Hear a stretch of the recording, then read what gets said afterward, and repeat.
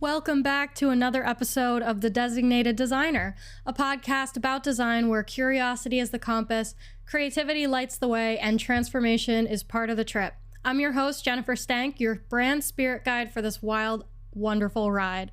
So take a breath, open your mind, and get ready to dive deep into the magic, mess, and meaning behind our creative existence in today's modern world. Let's wander, wonder, and grow together.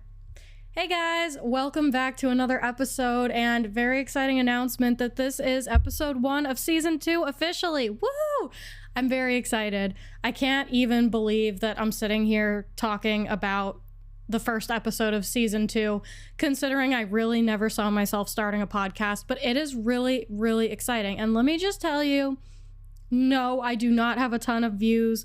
I don't have a ton of followers. The numbers barely even hit triple digits, but I kept doing it. And honestly, as I went along with this journey, at a certain point, I stopped doing it for likes and views and follows, and I really started to do it for myself and for my future self and being able to just sharpen the skill. And I think that that's a really cool transitional point in my journey, and I'm really excited about all of it. I was kind of kicking around what I could talk about in the first episode of season 2, and I really thought, the last episode was kind of reflecting on all of the chaos in my mind and all of the questions and doubts that came with my first year in business, but I figured a great way to start off this episode of season 2 would be to kind of share the highlights and the growth points and everything like that, because I feel like the last episode was a little bit negative at times, and I want to just continue to radiate positivity. So I'm going to do that in today's episode. Buckle up, sit tight. This is probably going to be another long one, but I just want to make sure I get everything set up right for season 2 and kind of set the tone and set the stage and everything like that, because we are pivoting a little bit like I talked about in the last episode, and I just kind of want to introduce you guys to the new stankin' good design, essentially, that has grown over the course of the last year. So my first year in business was full of all kinds of ups and downs. There's tons of things that you learn that you never think that you're going to. It really pushes you to your limits and teaches you how to adapt and be adaptive, not reactive. I think that was one of the most shocking lessons that I've learned on this entire journey. Is I was always very shy and backwards and awkward, and when something uncomfortable would happen, like when life happens, I was kind of raised to always freak out when something bad would happen, and it was the end of the world and all this kind of stuff. And one of the things that being in my little business taught me in my first year is you just can't roll that way when you're a business owner, because literally something goes wrong every day. It is just the nature of the beast. And at first, in the early months of running my business, it would destroy my day. I would get so down and it would just wreck my day, and I'd be so stressed out. I mean, man, the amount of stress I experienced my first handful of months, actually the first full year, if I'm being honest, in my business was incredible. I didn't think that I was able to deal with that much and navigate that much, but having to deal with that constant pressure really kind of hardened me into the person that I am today. And it didn't put walls up. I'm still soft and squishy and full of curiosity and wonder and all of those great things, but it just taught me how to be a little bit more at peace with everything. It just really taught me a lot about who I am and what I'm capable of and what I'm capable of managing. These tough situations that you get into, I really started to get myself into this headspace where I try to look at it like I'm being dealt a deck of cards at a poker table. And I used to be dealt my hand and I would see it and it was shit, and I would panic so bad and be like, there's nothing I can do. It's the end of the world. I'm going to lose this game. And it was just the worst feeling. And I just got to a point, and being in business taught me this, where, you would get dealt a shit hand and you would take a look at it and breathe and not be reactive, be adaptive, and understand what it is that you have in your hand and how you can play it the best possible way that you can. You don't have control over the cards that you're dealt. That's where I was stressing about something that was out of my control, and I'm starting to learn I can't stress over things that are beyond my control. So I looked at being dealt that hand like that is beyond my control. I can control how I play the cards though. And it really helped me a lot. That was one of the biggest lessons, I think, looking back in my first year in business, that I'm so thankful I was able to learn, is just being able to breathe and be in a more adaptive and less reactive headspace when something happens. Like, oh my gosh, I was working on this project, and any graphic designer listening is going to understand the level of panic that's going to come with the story I'm going to tell you right now. I was working on this project. I was overdue. I was like 2 weeks past the deadline. It's tough when you're navigating, learning how to run a business.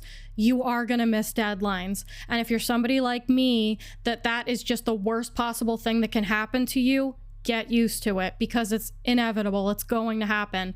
The way that you handle the situation is going to determine if it's a good or bad reaction by the client. I thought, no matter what, if you miss a deadline, it's the end of the world. The client's going to hate you. But if you are just honest with them and be like, listen, this came up in my life, I'm going to do my best to still deliver this in a timely manner, they're like really understanding. So like, don't let that fear get into your head when you're navigating a tough situation like that. Anyway, I was 2 weeks behind this deadline and already very stressed out, because I know it's easy to say, like, don't let those things stress you out. But when you are in the red, it is a little bit stressful. So I was pretty uneasy at that current point in time, and I was really rushing to get this done. And I had dumped about 40 hours into this project at this point. An insane illustration that, like a realistic, like a photorealistic illustration in Illustrator. It was insanely difficult. And I put all this time, all this stress, all this effort, all these hours, and that spanned over the course of like 4 weeks worth of work, those 40 hours. It wasn't just like, bam, 1 week, I pumped out 40 hours for this project. It was spread out. And I was working on it. It was the day I was going to finish it. And I was so close to getting it done. I was like, I got myself to a point where I was comfortable taking a break to go eat a snack, because I knew I was going to get it done that day. And I finally was able to start feeling that sense of relief. Sat back down at my computer, I start working, and I reorganized my layers, because I wanted to structure my layers in a way that is a really efficient organization for illustrations like this moving forward. So I could just like load a template from Illustrator or whatever. And in restructuring my layers, I made certain layers sub-layers. And I didn't realize that if you use the key command for unlock all or show all, that it also unlocks those sub-layers even if they're locked. I didn't know that was a thing. So I was way zoomed in. I was working on this illustration. I unlocked everything by accident, and I deleted it, because I was deleting the thing I was zoomed way in on, and saved. Like 30 minutes ago, finally, when I zoomed out and I realized everything was missing, I thought I accidentally toggled a layer off. And when I went to look at the layers, all of the layers appeared empty. And I never felt that kind of intense emotion of just existential dread in that moment, because I did not have a backup file. Usually every like so often I'll save like a backup file. Like if I finish work for the day, I'll save like backup, like save as copy, because I always fear this kind of situation. And I had not saved a local backup copy anywhere.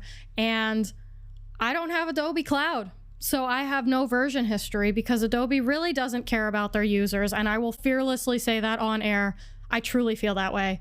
But anyway, I didn't have Adobe Cloud synced, because I don't use Adobe Cloud. And usually I never, ever have OneDrive turned on to sync when I'm working. It's just bad practice.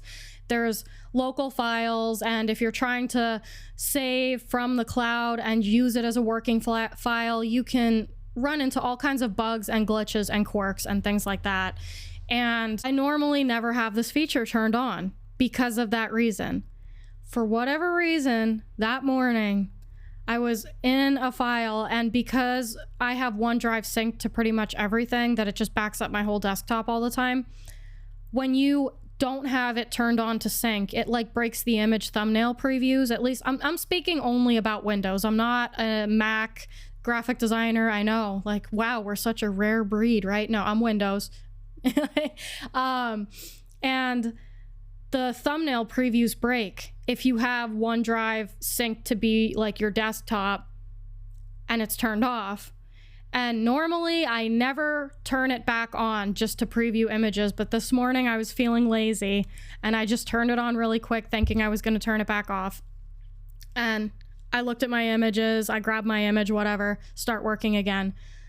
I did not turn off OneDrive like I normally do. Normally, I would never even have turned it on in the first place.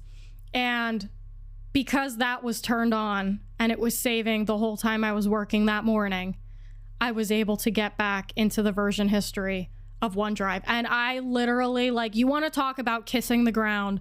I just was like, thank you, God. Thank you, thank you, thank you, thank you. And I was just so thankful to have had that saving grace in that moment. And it really just changed a lot for me. I mean, looking back, it was like everything I did that day. I had an explosion in the washing machine. And it was like, we ended up washing our table runner. We have this runner on our kitchen table and we ended up washing it because it gets dirty from being on the kitchen table and stuff. I didn't realize it was going to turn into a gigantic shredded tissue in the washing machine, and I also had clothes in there. So after this whole experience had happened that morning, I was trying to get caught up on chores through the remainder of the day because this whole thing stressed me out so much. And I went into the laundry room and it was like an explosion. Like, I had washed an entire box of tissues with all of my clothes, and I was like, you know what? I can't even be mad at this. I cannot even be mad because this is even still better than what would have happened if I lost that file. Like, even dealing with this mess right now, this is still a better outcome than if I lost that file. And it really just humbles you to look at life from that point of view. And it's been great. I really have enjoyed that my business started to teach me these kinds of things about life, because I don't know if I would have learned this stuff otherwise. I mean, maybe I would have figured it out, but I'm definitely figuring it out a lot faster than I would have otherwise. And I'm just really thankful for that. Also, I wanted to bring this back to the topic and the point I wanted to make initially about the whole experience. When I realized what had happened to my file, old me would have just melted down, like full-blown meltdown, crying, bawling, hyperventilating, panicking, random clicking, panic clicking, and I probably would have severed the only chance I would have had to recover the file. I understood what happened, and I looked at the situation and I said, even if it is the worst case scenario and I can't get this back, I still have to remain calm. And I just breathed. I was like, okay, cards are on the table. What are we looking at? I only have so many options. I don't have a local save, so that's off the table. Adobe Cloud, I don't have, that's off the table. The only other possible thing, if there's a cloud service that's able to access a version history, I know that I have OneDrive, so let me check there. And if it's not there, we just have to move on and start the project over again. And looking at it from that lens, it really was a way better experience, even if it was the worst case, because past me would have just been melting down already. And I was really proud of the progress I made to be able to look at that tough situation and not absolutely freak out. So that was another thing that I got to learn in my first year of business. And again, it's that whole being adaptive instead of reactive, and it's been really great. Another thing that I learned in my first year in business was how to communicate, and I am still only learning how to do this. I never really talked to clients during my entire industry experience. I never really had the opportunity to get on phone calls with them and pitch ideas and things like that. I was always just kind of like, you know, we already talked to the client and here's what was decided, so we need you to do these things. That's kind of the structure that it is in agency when you're not like a brand illustrator or, you know, somebody that's working directly with the client, like a project manager. So I never really had much experience talking to people. And when you start your own creative business, it really does force that. And I was really bad at it. I was really, really bad at it when I first started. And I remember looking back, being so embarrassed and being like, man, you know, I am just bad at this game, and dreading calls because I didn't want to do them. Like, it was just, I knew I was bad at them and I didn't want to do them for that reason, but I understood if I didn't continue to suck at them, I was never going to get better at them. So I just had to bite the bullet and embrace the suck and be like, I know that I'm terrible at this and this is embarrassing, but if I'm able to get through 25 of these, I'll probably feel a lot better about my skill with it. And I was right. You know, the more that you do, the better that you get. And as long as you can look at a situation and assess the situation and assess what was done right and what can be done better, you'll never fail in life because you'll always be getting better at what you do. Like, I was able to look at a call and be like, okay, this, and this sucked and I hated it, but I think you did this really well. And I would like write it down and be like, okay, this is really good for calls and this is not so good. So the next time I would do a call, I would leave out the negative points, still hold on to the positive point, and then I can look at that call and be like, okay, this and this were done really well, but this and this weren't done so well. And just repeat and repeat and refine and refine. And before you know it, you're actually feeling pretty confident in your ability with a certain thing that you never thought you would be confident in. And that's another really great thing that I appreciated about my first year in business was I didn't think that was possible. You know, I was the type of person that if I wasn't good at something, I didn't want to do it because I didn't want to be embarrassed that I was so bad at it. But there is only one way to get good at something, and it's by doing it. And I just did. You know, I never would have saw myself starting a podcast or, you know, I never even thought that I'd be a success of a podcast. And I'm still not anticipating being a success of a podcast, but it's a skill I get to get better at every day, or at least every week when I film these and edit them and talk about things. And it's more than just a podcast. The more that I can talk about my experience and how I've grown and how I develop just makes me be able to be better at it in the future, just like what I just talked about. So it's just been really cool to be able to start to have this perspective shift and look at life a little bit differently. And a lot of my first year in business did that. Now, I would like to pivot this episode and talk about my rebrand. Yes, I am undergoing a rebrand, and I think I talked about it before on the podcast, but I want to get a little bit deeper into it because there's a lot of moving parts with it, and it's affected me not just on a professional graphic design level where I'm looking at my capabilities, I'm looking at my skills, and I'm assessing what I can do for myself with my brand, but it's also forcing me to look at who I am as a person. What are my strengths? What are my weaknesses? What can I do better? What am I really good at? And that kind of self-reflection has really affected me a lot in a lot of very positive ways. And I just kind of wanted to talk about that because I don't think that a lot of people have the perception that branding can cause growth within yourself. You know, I think people look at branding and it's like, okay, it's a thing for my business. The way that I see that has completely changed over the course of the last year because I also was under that impression. Branding is just something that you do for people's businesses. That's what I thought. And as I grew in my first year in business and learned all of the things that I learned with every client that I worked with, and I love each and every one of you, if anybody's listening that worked with me last year, you all have changed my lives for the better, and I can't thank you enough for that. But through all of the clients that I worked with and everything that I learned, as it got towards the end of the year and it turned to January of 2025, I started to look at a rebrand for myself. You know, I didn't feel like the branding that I had was accurately reflecting who I am as a person and what I'm trying to achieve in the world. And I sat down with myself and had an honest conversation about who am I and what am I trying to achieve in the world. And having to do that level of self-reflection really has changed a lot. It's made me look at my strengths and weaknesses, like I said, and be able to effectively work on the weaknesses and embrace the strengths. And doing that, being able to do that and integrate that into your brand, I think really is where branding becomes a superpower. And as you're able to capture this journey of inner self-growth into the branding, and the branding becomes an extension of your unique personality, who you are and what you're trying to achieve in the world through your business, it changes the game. And I really have been looking at branding in a new light.